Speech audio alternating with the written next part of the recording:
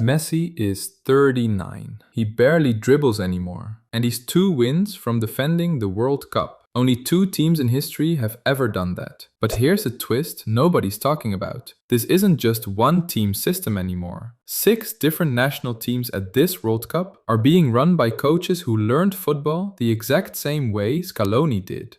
This was never about Messi. It's a coaching philosophy quietly taking over the entire tournament. Lionel Scaloni had almost no coaching resume. Argentina hired him anyway in 2018. No club trophies, no reputation, just a former player nobody expected much from. 8 years later, the numbers are absurd. 72 wins in his first 99 matches, 2 Copa America titles, a Finalissima win over Italy, and a World Cup in Qatar. Most coaches build the team, then squeeze the star in. Scaloni flipped it. He built the team to free his star, without depending on him.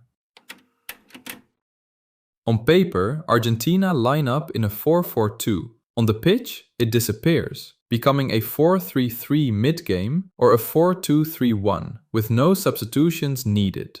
Against Iceland, they played a 4-4-2. Days later, against Honduras, a 4-2-3-1. Same players, same principles, different shape. Most copycat coaches get this wrong. They think the formation is the system. It isn't. The formation is disposable. A midfielder slides into the side channel, a winger tucks inside, and opponents who prepared for one shape find it's gone by minute 10. Everyone focuses on Messi, but across this entire World Cup run, Argentina has conceded just one single goal. One. Across 6 matches against 6 different opponents, in every style of game imaginable. That single goal came against Mauritania.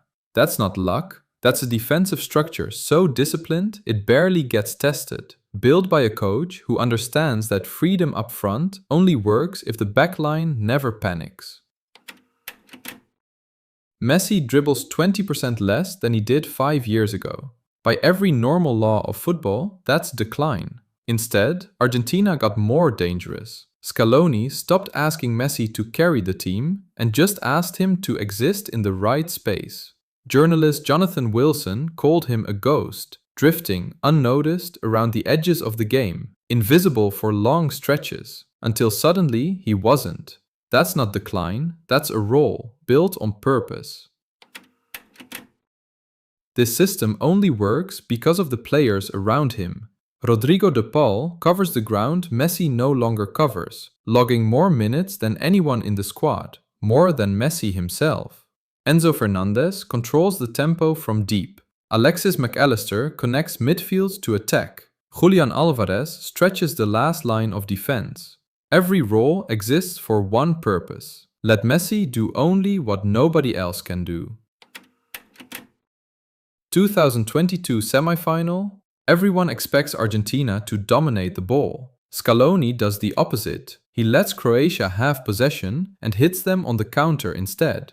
Messi later admitted it was deliberate. One touch, then another. A perfectly timed run from McAllister and a finish from Angel Di Maria. One of the great World Cup goals, built entirely on giving the ball away on purpose. 2026 round of 16 against Egypt. Argentina goes down 2 goals late, the kind of scoreline that ends title defenses. They score 3 goals in the final 11 minutes. Round of 32 against Cape Verde, pegged back twice, forced into extra time. Quarterfinal against Switzerland, 1-1 after 90 minutes, broken open in extra time by goals from Julian Alvarez and Lautaro Martinez. 3 different ways to collapse, 0 panic, every time. Here's the part that turns this from one team story into a movement. This World Cup has 6 national teams coached by Argentines. Scaloni with Argentina, Marcelo Bielsa with Uruguay, Mauricio Pochettino with the United States, Gustavo Alfaro with Paraguay, Nestor Lorenzo with Colombia, and Sebastián Beccacece with Ecuador. Different countries, different rosters, same footballing DNA. The high defensive line, the relentless pressing, the belief that a team must impose itself instead of reacting. When the USA opened their tournament against Paraguay, 2 Argentine coaches stood on opposite touchlines. That's not a coincidence. That's an entire coaching culture being exported at once.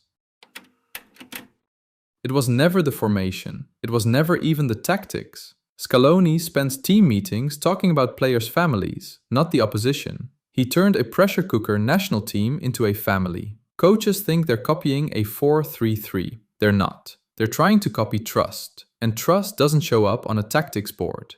6 wins, 1 goal conceded, 2 matches from defending the World Cup. Only Italy and Brazil have ever done it before. Their semi-final opponent? England. 1 wrong read, 1 moment the system locks rigid, and the blueprint an entire generation of coaches is now built on could break. On the biggest stage in the sport. If you want to see how it plays out, subscribe. I break down a new tactical story every week.